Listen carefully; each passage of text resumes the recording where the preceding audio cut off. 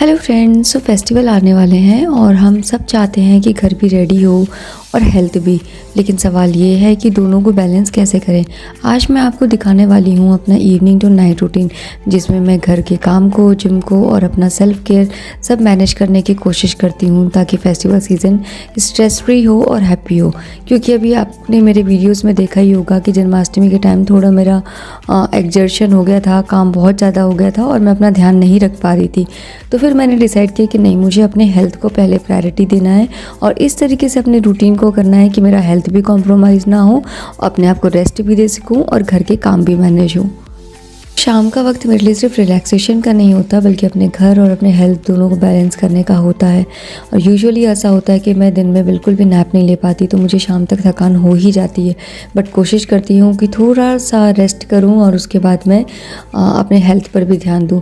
तो यहाँ पे सबसे पहले मैंने किचन को अच्छे से क्लीन कर दिया। फिर मैंने सोचा कि मैं आज पनीर के पराठे बना देती हूँ, क्योंकि मेरे हस्बैंड 7 o'clock के बाद डिनर नहीं करते, तो पनीर के पराठे विराज का भी हो जाएगा और ये भी उसको अच्छे से खा लेंगे।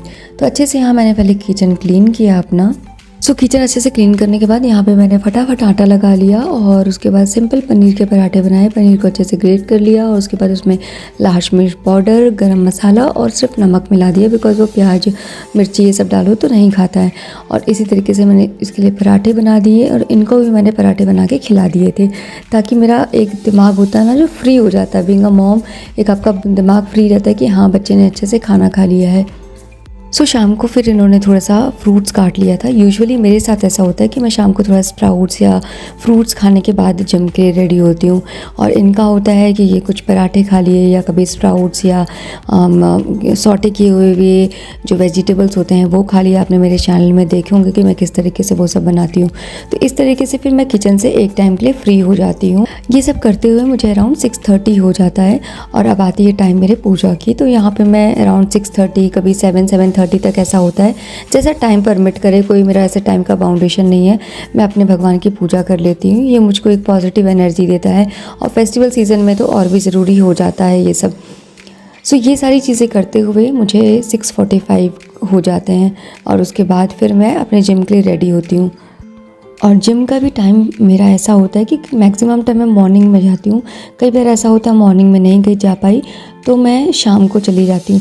बट अब मेरी कोशिश यही रहेगी कि मैं कंटिन्यू रहूँ अपने जिम में, क्योंकि पिछले कुछ महीने से सारा रूटीन मेरा बिगड़ गया था। कई बार रूटीन, और ये सबके साथ होता है, स्पेशली जो होम मेकर्स हैं, कि अभी कभी ससुराल से कोई आ गया या आपको कभी कहीं जाना पड़ा, कभी घर में कुछ ज़्यादा काम आ गया, और एक बार अगर आपकी रूटीन ब्रेक होती है तो उसको आपको वापस रूटीन लाना बहुत मुश्किल हो जाता है। तो मेरे साथ भी कुछ ऐसा ही हुआ। मेरे को लगता है ये सब जितनी भी होम मेकर्स हैं उनके साथ ये सारी चीज़ें होंगी। तो ये सारे चैलेंजेस हम लोगों के लाइफ में आते रहते हैं, बट हमें कोशिश करना है कि हम जितनी जल्दी हो सके उस रूटीन में आ जाए, नहीं तो आपको अपने आप कुछ दिन के बाद अनहेल्दी फील होने लगेगा, जो मेरे साथ अभी हो रहा था। और सिर्फ ना मैं प्लान कर रही थी कि अब मुझे जाना है, अब मुझे करना है ये सारी चीज़ें, बट वो हो नहीं पा रहा था। कुछ न कुछ रिस्पॉन्सिबिलिटीज़ और भी होती हैं हम गृहिणियों के पास, जो कि हम लोग को कंप्लीट करना होता है। बट हर बार ऐसा होता है कि अगर आप अपने शहर में हैं तो फिर आप कोशिश करिए कि आप अपना रूटीन फॉलो करें। जैसे मेरा अभी हो गया था कि मुझे आउट ऑफ स्टेशन जाना पड़ा, तो मैं उस चीज़ को फॉलो नहीं कर पा रही थी। इनफैक्ट वहाँ पर और रिस्पॉन्सिबिलिटीज़ हमारी बढ़ जाती है। तो ये सारी चीज़ें हम होम मेकर्स के पास आती ही रहती हैं।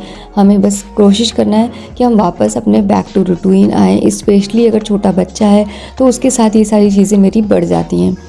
एक प्लस पॉइंट मेरे साथ ये भी हुआ है कि जो मेरा जिम है वो मेरी सोसाइटी के अंदर ही है और वॉकिंग डिस्टेंस पे है, तो मैं आराम से चली जाती हूँ। कभी जो जिम नहीं जाते हैं या जिनके आसपास नहीं है, जो जाना चाहते हैं बट नहीं जा पाते, तो वो एटलीस्ट वो वॉक ज़रूर करें, थोड़ा सा घर पे योगा करें, मेडिटेशन करें। इससे आपको बहुत अच्छा फील होगा। और जब आपकी ये सारी चीज़ें रूटीन में आ जाती हैं ना, और जब वो रूटीन ब्रेक होता है तो आपकी बॉडी भी चीज़ों को रिजेक्ट करना शुरू कर देती है, आपका मन भी, और आपको खुद अच्छा नहीं फील होता है।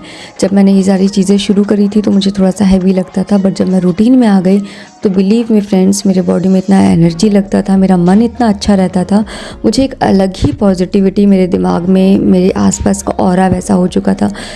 इस तरीके से अगर आप जिम जा सकते हैं तो बहुत अच्छा, और अगर आप नहीं जा सकते, नहीं जा पा रहे किसी कारणवश, तो वॉक पे ज़रूर जाइए आप। थोड़ा बहुत घर पे योगा करिए और मेडिटेशन करिए। बिलीव मी फ्रेंड्स, ये मेरा एक्सपीरियंस है, आपको बहुत अच्छा लगेगा और हम होम मेकर्स के लिए ये बहुत बड़ी एक प्लस पॉइंट होता है जो हमें करना चाहिए। और हमेशा हम अपने काम के आगे इस चीज़ को अलग हटा देते हैं।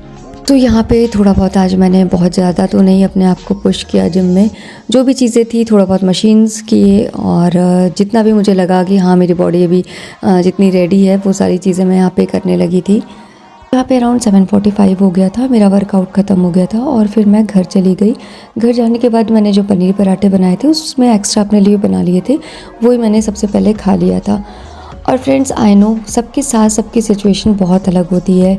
अब कई बार ऐसा होता है कि हम जॉइंट फैमिली में हैं तो हम बाहर नहीं निकल सकते और बहुत सारी रिस्पॉन्सिबिलिटी के साथ साथ कुछ नियम कायदे भी होते हैं। मेरे साथ भी ये सब चीज़ें थी, लेकिन जब से मैं इंदौर आ गई तो मम्मी पापा का आना जाना लगा रहा।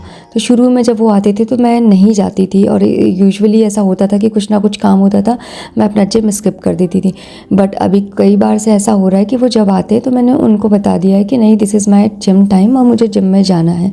और मैं उनको बता के उनका सारा जो भी चीज़ें रहती है कंप्लीट करके जाती हूँ, ताकि ना ही उनको कुछ प्रॉब्लम हो और मैं अपनी रिस्पॉन्सिबिलिटी से भी पीछे ना हटूँ।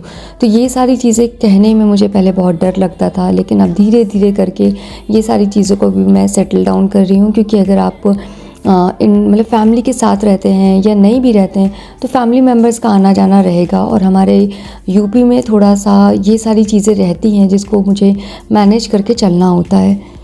डिनर करने के बाद मैं नेक्स्ट मॉर्निंग के लिए अपना किचन को रेडी कर देती हूँ। मुझे अब यहाँ पे एक बार और कुछ बनाना है विराज के लिए, ताकि रात में उसे मैं खाना खिला के सुला सकूँ।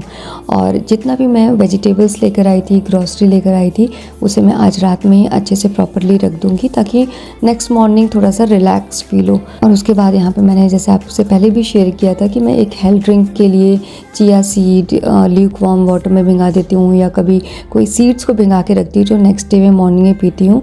और एक ये डेली हैबिट मेरा बना हुआ है, ये मेरी हेल्थ के साथ साथ एक डिसिप्लिन का भी सिंबल है।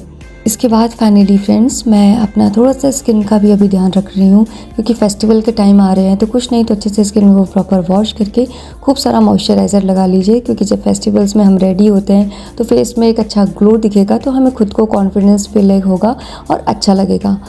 सो बस यही था फेस्टिवल के दिनों में मेरे घर को सजाना। जितना इम्पोर्टेंट लगता है उतना ही अपने हेल्थ का ख्याल रखना भी। थोड़ा सा प्लानिंग, थोड़ा सा डिसिप्लिन और छोटी छोटी हैबिट ही हमें फिजिकली फिट और मेंटली हैप्पी रखती हैं।